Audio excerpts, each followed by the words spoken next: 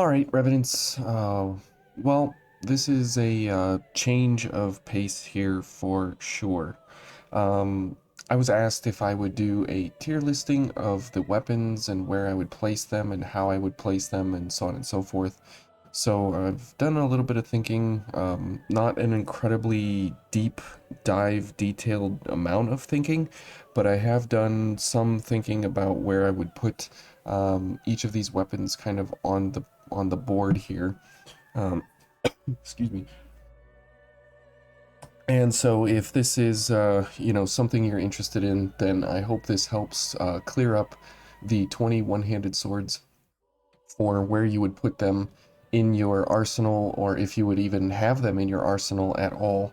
And would you rather, use one weapon over another, or, vice versa, or something like that. So I'll give you kind of some of my thoughts here, and we'll also go over some of the multipliers here and everything that each weapon has, just so we can kind of fairly place everything here on the board to see how and when and why and where you would use kind of just the basic weapons. We're not going to go into like, detailed listings of, each chrome for every weapon and give you scenarios and stuff, but just as a first dart throw, understanding of where the one-handed swords excel and when and why they kind of are above something else. So the first weapon we are introduced to in the game is the pipe, but the first one-handed sword that you come across that's actually legitimately usable, and I say that, everything in here is with a big caveat, so just kind of take it for what you hear and not, some specialized niche off scenario where you have Bridge to Glory running and, everything's going crazy and you have a light gifted build and everything's just nuts. So try and keep that in mind. So the first one you run across is the Queenslayer blade. Now this blade is very interesting that it does have very, very low requirement stats to be able to use on any blood code. And so at the beginning of the game, you can use it on anything you have, obviously, pretty much. What you can't use it on, obviously, is since it has a strength and dex of D plus requirements. You can't use it on things like Orion or some of those other DLC blood codes. And if you use it on Caster at the beginning of the game, it even can be used with Caster because of D plus requirements. You can use it on Ranger and Fighter. So at the beginning of the game, it's like the, kind of most idealized version of a one-handed sword that you come across. So it's nothing in particularly amazing, but the opponents on this one are at the beginning of the game. You have the pipe and the lost broadsword. So between those three, obviously you would choose this guy to be pretty much carrying you for your one-handed sword slashing ideas. Now, when you get this sword, you jump right into the Oliver fight, and so beyond that, it does fairly well in the Oliver fight, but the interesting thing about this sword is that it has two damage types on its move set. So most of the slashes are slash damage, most of the attacks are slash damage.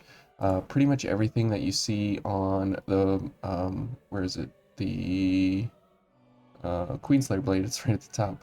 All four of these attacks are slash. The running attack is slash, the dodge attack is slash, the heavy attack, all these are slash, but the alternate light attack, I call it the shift light attack because I use the shift button on the keyboard, but that's a 115% multiplier to your damage, and it's a pierce attack. So that is really, really nice, especially in the Oliver fight. If you do this attack over and over and over, you'll actually be getting a 25% increase to your damage here for bonus just because of the fact that you're doing pierce. So this weapon is far superior in the beginning of the game as compared to the Lost Broadsword and the pipe. So if you're doing that, if you pick this sword up and you're wondering how do you use it, well, that's a great place for it to be used is at the beginning of the game. Do the piercing attack on Oliver, you get a bonus 25% damage, and you have a really high multiplier based on what you're doing. But beyond that, after that, it turns into a basic normal regular one-handed sword. So we're going to put it right here in the middle at a C plus. It gets a C plus, not a C, because of that added benefit value that it has in the Oliver fight. So pretty average basic sword, nothing too crazy about it. It has all the standard multipliers, 90, 95, 100, 105, because it's a 4-slash weapon.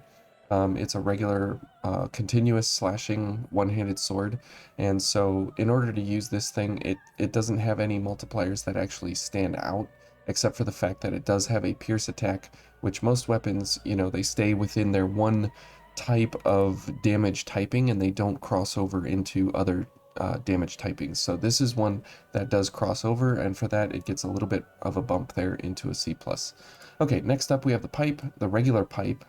This thing I would put down here at probably a C if I was using it just as a regular weapon. Probably actually even more like a D if I didn't have any chromes on it. As soon as I use chromes on the pipe, then I would put it into an A plus weapon. And there's a couple of reasons for that. So as a normal regular weapon, it does have a very, very light weight at 5. And for that, I wouldn't put it into an E or an E plus because you can use it on all kinds of blood codes.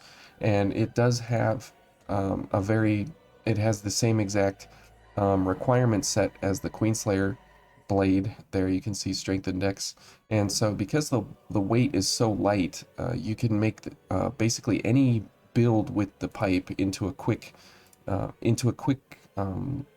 mobility set for the pipe.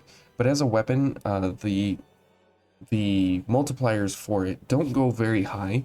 You can use an Ishtar interesting setup where you can get your fortitude to an S and all kinds of interesting strange things to use all the damage multiplier ups on the game that you can possibly do, like Bridge to Glory, Adrenaline, all the element buffs, so on and so forth, overdrive, all that, and you can get the damage on the thing pretty high, like into the 1000 or so, 1500 maybe, somewhere around there, when all of your buffs are going and you're paired up with Jack and all that.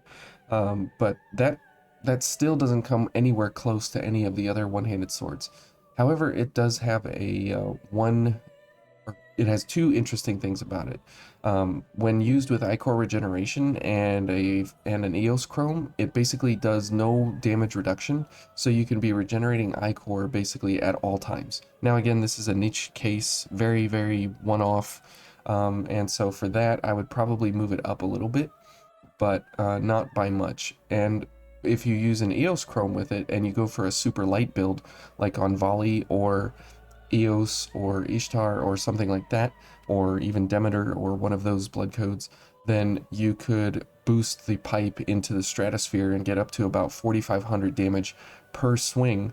And since this is a 4-slash one-handed sword continuous fighting string, you can see these multipliers are pretty consistent here. And it's nice that we have 120% on the heavy attack for the attack string, so you can spam out the heavy attack and get a pretty good damage set out on this thing. And it also is one of 2 swords that does crush damage in the one-handed sword bracket. And so for that, I would probably put it at a D plus as an overall weapon, with the strange unique cases of having, you know, crush damage and having those one-off amazing cases where this thing turns into an S plus weapon. By far one of the best one-handed weapons, but that's only like extra late game after you've been through the game like 2 or 3 times. So kind of a situational weapon. For the fire pipe, I would put that down at an E plus. It has all the benefits and everything, but except for the fact that it does everything that the regular pipe does. It just comes in a fire element, which that already is a minus against it big time, because it doesn't have the use cases that you have in ice or lightning.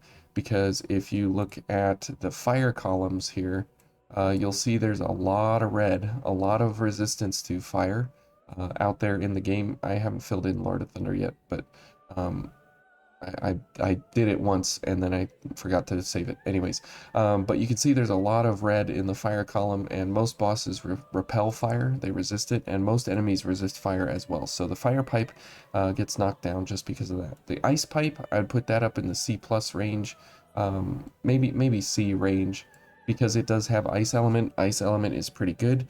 Comparatively, it's the same level as fire for bosses. Each one of these have I believe 7 bosses that resist that element specifically. And so 7 bosses resist fire, 7 bosses resist ice, 7 bosses resist lightning.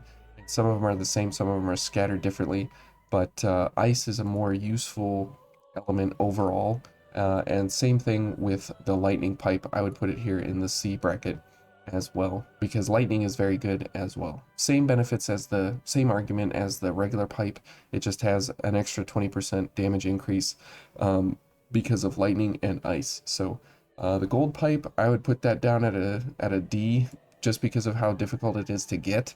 It has the same properties as the regular pipe, but because you have to do so much effort to actually get it, it loses its usefulness, but it looks awesome. And so for that reason, because it's gold, I'd put it up here at an S plus, because it looks amazing when you're using it. The inlays on it are really nice. It looks really good, and it can do all the same things as the regular pipe, and it has those one-off cases with the EOS Chrome that make this thing incredible. So we're just gonna put this one up here, just for fun, not for an actual grading. Okay, so for the regular broadsword, you find this in the dried up trenches, next to one of the big lost wanderers, and this sword is pretty interesting. It has one of the highest drain ratings on the one-handed swords, and it has a very high blocking mechanic to it, and you can get 100% block on this thing pretty easily, pretty well, with very limited, changes to it and such. It's one of the 2-strike weapons though. So if we go back to the weapons, you'll see that the broadsword, it only has 2 attacks on the regular string. It has an overhead and then a side swipe, and then it just continues to replay those 2 animations. It doesn't have any other amazing multipliers here. It does have a pretty high 190% multiplier on the charge attack, but that's, the only big damage value that you have on it. It does have some pretty good decent values on scaling here, C plus and C on dex and strength. And since dex and strength are some of the big things you have at the beginning of the game, like Atlas and Fighter and Prometheus, then the broadsword actually does pretty well overall, as a 2-strike weapon. And because it's got really high I-core drain and it's got pretty good defenses overall, it kind of plays like a mini 2-handed sword, and so you get extra damage and everything, but it does have that 2-slash pattern. And there are some really amazing builds with this, with a dark caster, and you can see that on the speed kill playlist, with the dark caster. It's the ideal dark casting one-handed sword that you can have with a dark caster, because of its block and because of its drain rating. So I'd probably put it at a B. It's nothing incredible, nothing amazing, it's just fairly average, but it does have some amazing use cases that pair very well, more so than the Queenslayer blade. So we'll put it here at a B. It's kind of your average weapon that you don't really reach for, but if you don't want to be doing some of these other weapons, then it's a really good like second or third choice. Okay, for the Hanamakuro, you find this in the Howling Pit next to one of the Fat Losts, right towards the end of the Howling Pit before the Executioner, and it is a more focused on dex scaling for its damage. And you see that now all of a sudden because we have requirements that are a little more stringent, not as friendly as a strength of D plus and leaving it there, or strength and dex of D plus. Now we have a dex of C plus and a strength of D, so it starts to exclude a few other blood codes. The strength of D kind of doesn't matter. It's the dex of C plus, because everything in the game has a strength of D or better, and so that doesn't inhibit you from anything. It's the C plus dexterity that locks you out of something. And if you look on the dex column here, you'll see that everything basically from here up is the only blood code that you can use it on. So there's how many here that we can't use it. So 18 blood codes that you cannot use the Hanamakuro on. So it's fairly prevalent where you can use it, but it still does block you out of some of these other ones like Ishtar and stuff, but they can be remedied pretty quickly, pretty easily. And these are some of the better blood codes that have a dex of C. So the Hanamakuro is a 4/ weapon, but it does have the ending animation that ends in the 4th strike with 125% damage multiplier on that last strike, which is pretty nice. But the problem is the recovery time is pretty slow. So it's in that like katana class, I guess you could call it. It's not the same as the pipe or the Queenslayer blade, and it's not the same as the broadsword. So these are the 3 different types of weapons that we have in one-handed swords. And I don't personally particularly like that 4th strike, but it is a pretty big damage multiplier, to say the least. So I would probably put this at a B, just because of that 4th strike. But it does have pretty good damage if you're going for a more dex-based build. It's got the same drain rating as the Queenslayer blade, but it just has that little bit higher damage value that edges out the Queenslayer blade. And I think that definitely is a good place for it here, right at a B. Now we have the Enduring Crimson, which is Louis' blade, and I think I would put that right above the Hanamakuro at a B+, because it's basically the strength version, as you can see here, strength and dex of C. So it does have a lot more stringent requirements here, but it has better scaling overall. So this has a C and a B+. So if all things were equal, this would be a C+ and a B if you brought them down together half levels considering. And so the Enduring Crimson does have a pretty interesting triple strike, which is pretty nice. And it does have a pretty good last strike. I mean, it's the same as the Hanamakuro here at 220%, but the nice thing about it is that it looks cool with the slash that comes out when you do the charge attack. But other than that, it's basically the same thing as the Hanamakuro.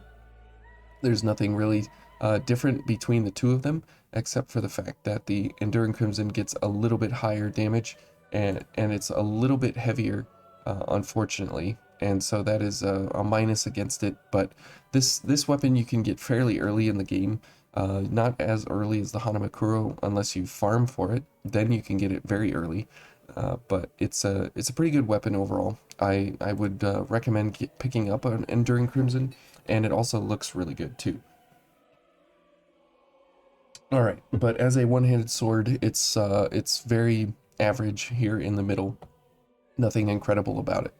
Now the machete is the highest one-handed damage that you can possibly get on a one-handed sword, other than doing pipe things with the Eos Chromes and Eva and weird things. It's the highest that you can go. It also has very good block. If it's fortified, you can get perfect block. It's just like the what is that, the Zweihander. And it's really nice that there is a one-handed option that you can do.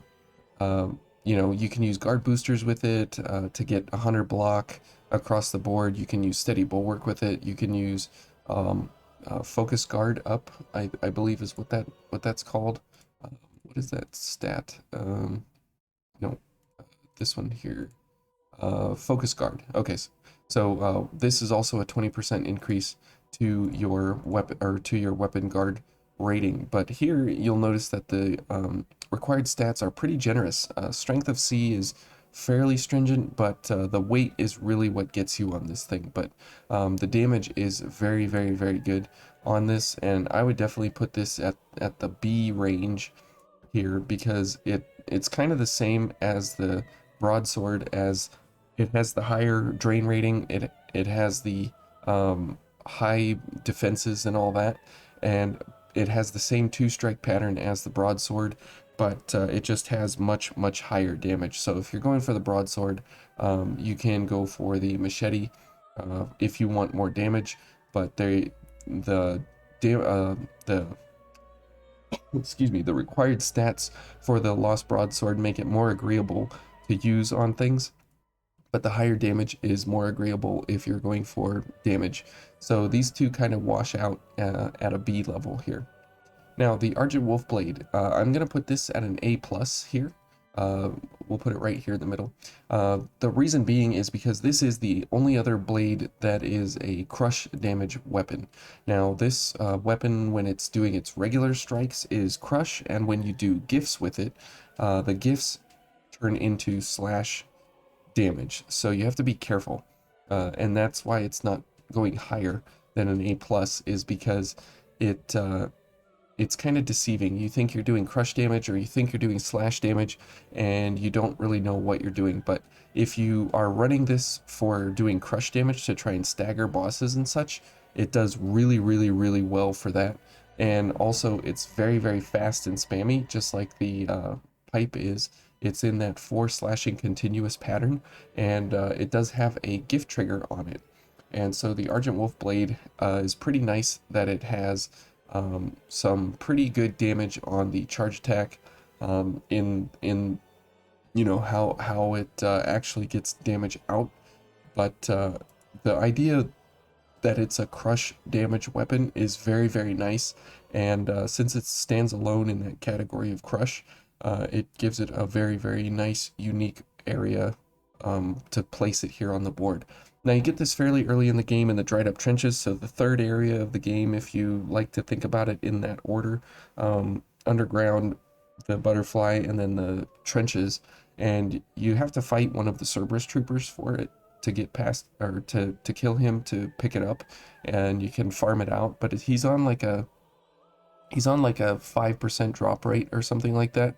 So make sure you just head over there and farm him a couple times, and you should do pretty well to pick one up pretty quickly. Maybe about 5 or 6, maybe 10 runs at the most before you start getting one. And beyond that, you can farm up even more if you need for chromes and stuff. But it's a really good blade. Highly recommend it. And because it does crush, it gives it that one-up amazingness compared to everything else. Okay, so the Blazing Claw you get from Emily, which is a very nice sword. It's a katana 4-strike, just like the Hanamakuro and the Enduring Crimson, but it comes in fire only when you pick it up. And so that's kind of a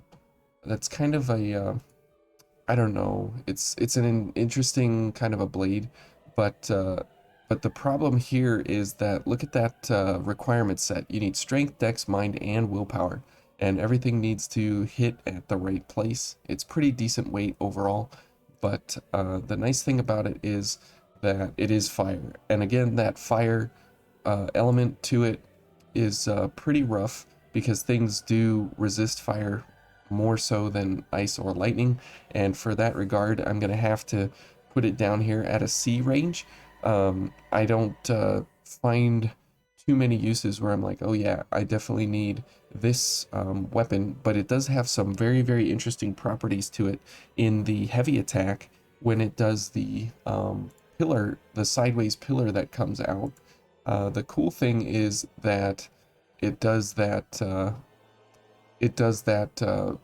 fire swipe thing, and there are 5 little pillars in there, and they all damage, and they all each one of those will do crush damage, and they can stagger the enemy very well. But that's a very unique specific case, And so the problem there is that because it's a special unique case, I mean, how many people are actually doing that? But overall, as a regular weapon, I think it's kind of on par with the Queenslayer blade.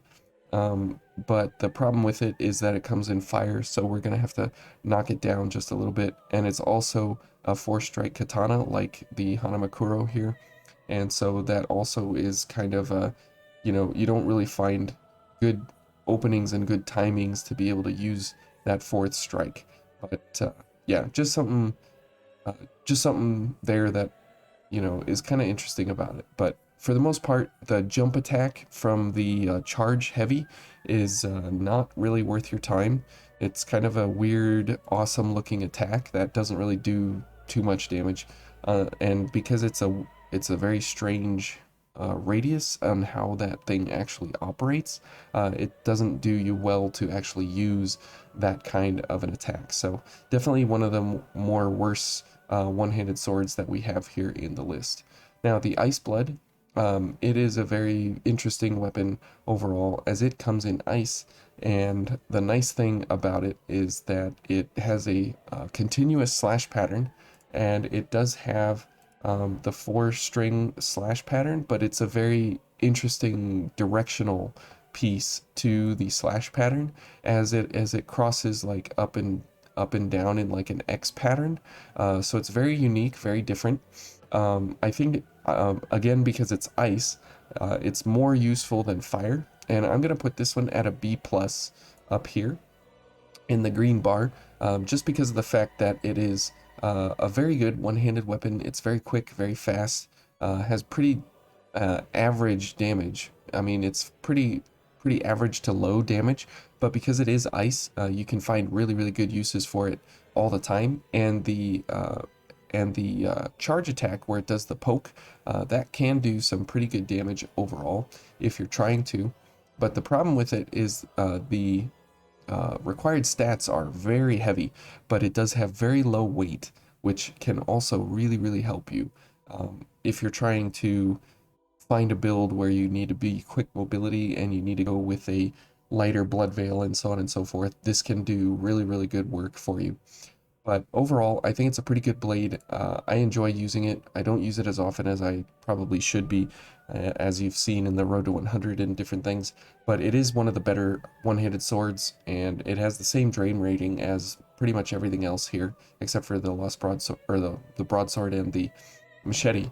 But it is a pretty good weapon overall. The problem with it is that you get it so late in the game at the Blade Bearer and Cannoneer that you don't really find a use for it going through the outskirts and then through the government center, and so it kind of falls by the wayside in that regard. But if you could get this like at the beginning of the game and have it after Oliver, then it would be an incredible, incredible weapon, because going through the trenches, it would absolutely destroy everything in the trenches.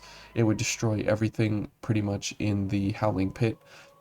It would do fairly decent in the cathedral because of the purple ladies. It would just cut them to ribbons, and then the golden warriors, it would do kind of average against them. And then the Ashen Cavern, it would shred everything there. So if you can get this early on in the City of the Falling Flame, shred everything there basically. So if you can get this early on, it's a really, really good sword. But they put it at a certain point in the game where all its usefulness has basically been surpassed by, or just overcome by events because of the fact of where it is. But overall, it's a really good weapon. I highly recommend it. Okay, for the Sunset Sword, I'm gonna put this here at a B for a couple of reasons. Because it is a very fast sword, I'm gonna put it a little higher than the Queenslayer blade, just because you can get it really early. It has basically no requirements on it, strength of D, so every blood code in the game can use this. It has fairly decent scaling here, as you can see, compared to the Queenslayer blade. It's actually almost right on par with the Queenslayer blade, but because you can get it early, it has basically any blood code use that you can think of. It really makes it useful and capable to be used with anything and everything. Now it is a 4-slash continuous string weapon, just like the Queenslayer blade, but it doesn't have the piercing attack that the Queenslayer blade has. It has a jumping attack, which is a very, very high damage multiplier here of 140%, which is great. And that is really, really nice that it does have that bigger, higher damage, which is why it's just up above the Queenslayer blade here. But overall, pretty basic weapon. Not something you would use too terribly often, but if you just want a quick, fast, spammy slashing weapon, then this would be a great go-to. Okay, the Inferno Blade, this one I'm gonna put down here at a D plus because it is fire. If you charge it, and so it's situational. Again, it's kind of like the Hanamakuro, only it's got some of the sunset sword. I mean, it's basically a sunset sword with the option of doing fire if you want it, but it's only 5% fire, which can in most cases hurt you because of resistances and how the resistance formula works. And so overall, I think I would put this at a D plus, and also the ridiculous amount of requirements here of a strength of A. It severely limits you to a very, very few select blood codes. And as you can see here, if we sort on strength, you only have, these blood codes up here, and then these two down here. So you only have out the gate, you only have 10 blood codes that you can use this on without modifying any of the stats. So it's kind of a weird option that they chose to give us. But overall, I don't think too highly of the Inferno Blade. There are, again, a million caveats to this, but as a general overall weapon, it's like a worse version of the Sunset Blade, just because of the fact that it adds fire, and fire is not really that great in Vayne, unfortunately. Okay, so the Black Sword, this guy, I think very highly of this sword, and I probably think higher of it than I probably should, and so I probably should keep it here at like a B or B plus, maybe in between. It's better than the broadsword or the machete in my opinion, because of how the stats on it are. Here at a strength of B, so it's fairly generous. It's not as generous as the machete, but and it's even heavier.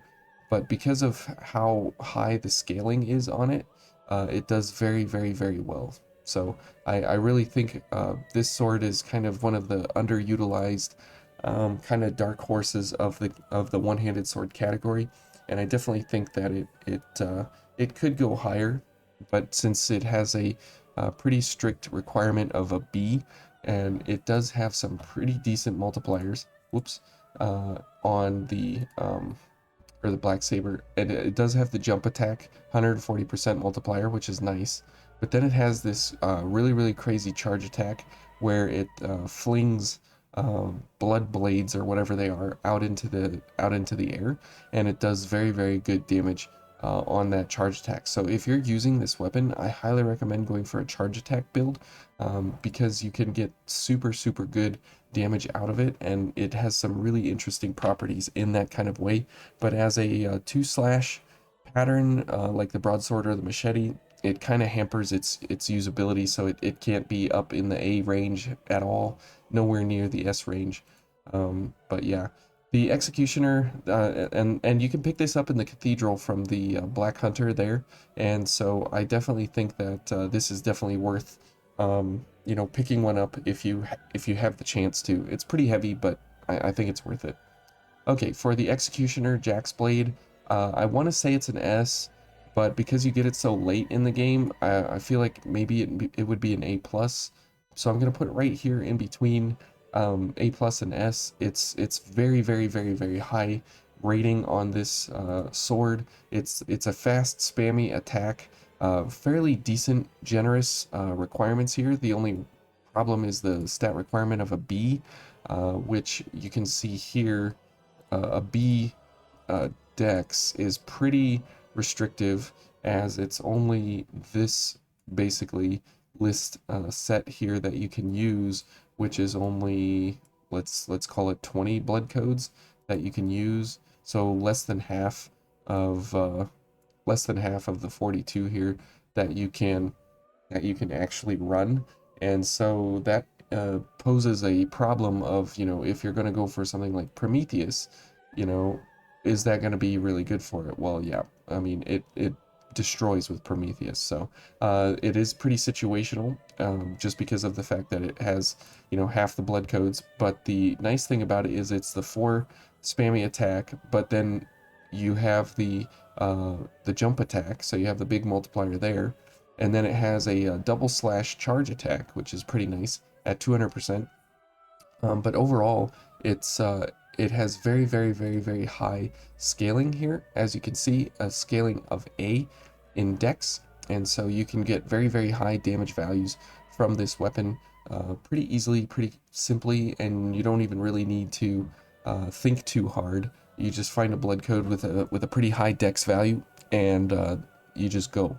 And it's pretty decent weight, average weight amongst the one-handed sword brothers here, and it's a fantastic, fantastic, fantastic weapon here in the one-handed sword category. Probably my favorite slash weapon out of this category. And my favorite one-handed sword is obviously the pipe, because you can do some stupid things with it. But overall, it's a fantastic, fantastic weapon. So I highly recommend getting 50 trading points to Jack as soon as you can when he's hired into your harem of beautiful people. And give him coins, Bugarali dolls, those he really likes. And you can get 10 of those to him quickly and easily, and grab up an Executioner Blade. I highly recommend it. The Lost Broadsword. This weapon you get fairly early on in the campaign, and in the underground first area of the game you can pick this up.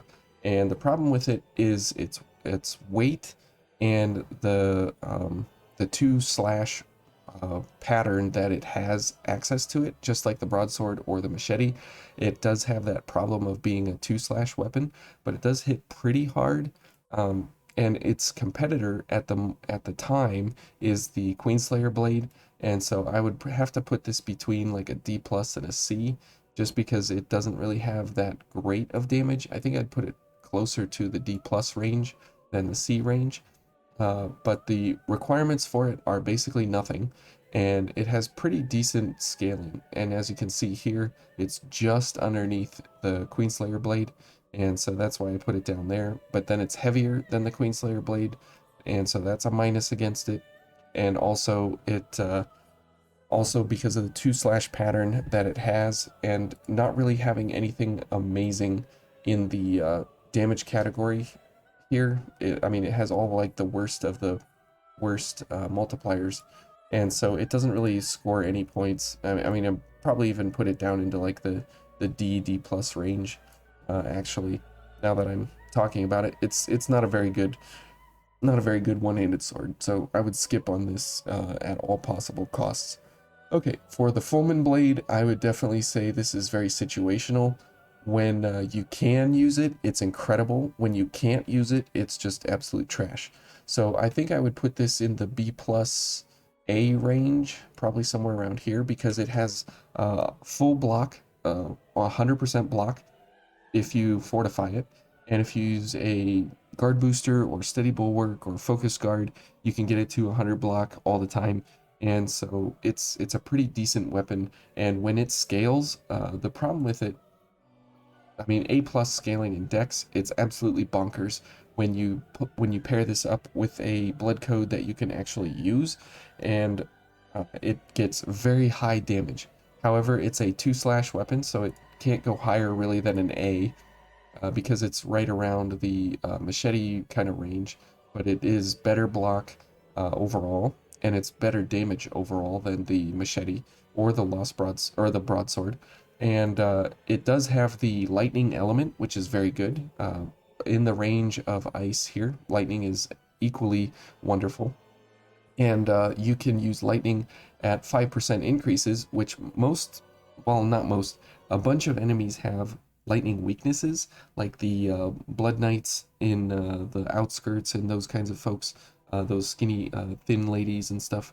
They have lightning weaknesses, so when you apply the 5% lightning buff to your damage, all of a sudden you proc their weakness of lightning, and so you can actually use this thing pretty well. But I would definitely say this is one of the better swords if you're going for the 2 slash or blocking or stuff like that, because it really absolutely packs a punch. And because it requires a high mind stat, you can use Bridge to Glory with it basically for free, because you already need a B just to use this thing, and so B plus on Bridge to Glory is not very hard to get there. And so definitely recommend, if you have the DLC 3 and you pick up the Fulman blade, I would highly recommend using it when possible. Now here you can see the problem with this is that it has a Dex of A and a Mind of B requirement to be able to use. So if we go back to the blood codes and you look at the Dex, you know, you need a Dex of A, so it's like these, whoops, these blood codes, and a Mind of B. So you have 2 blood codes here that you can use outright. You have Queenslayer and you have Scout, right? Yeah, you have these 2 that you can use it on naturally.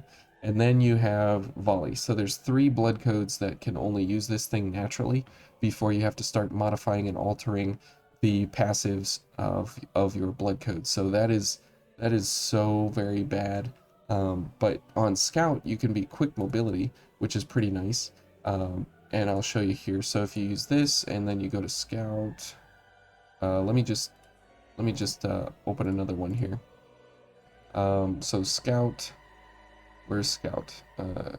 Here, and then the Fulman blade, and then see, you can already use it, and you have 15 weight here for your veil if you want it, and you don't have to use anything there. And if you go for a fortified blade to make sure that you have 100 block across the board, then you would have to do something here. You can't even get under 60.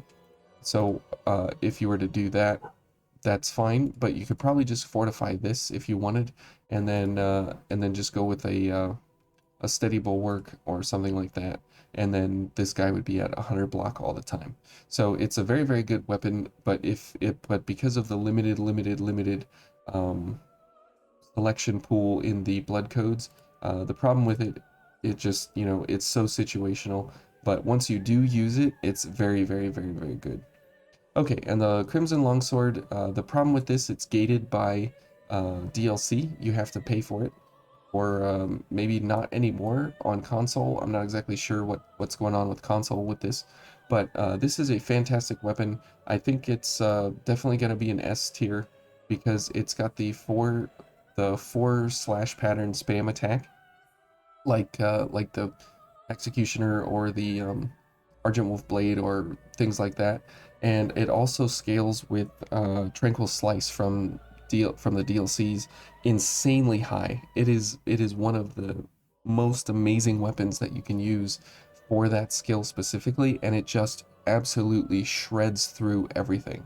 Like absolutely crazy damage. I mean, you can get into the damage cap range with this thing so quickly and so easily. It's just absolutely bonkers how powerful this sword is.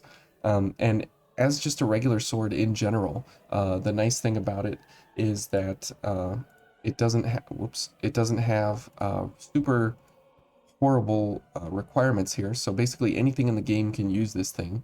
It's pretty decent average weight. It has pretty okay scaling overall.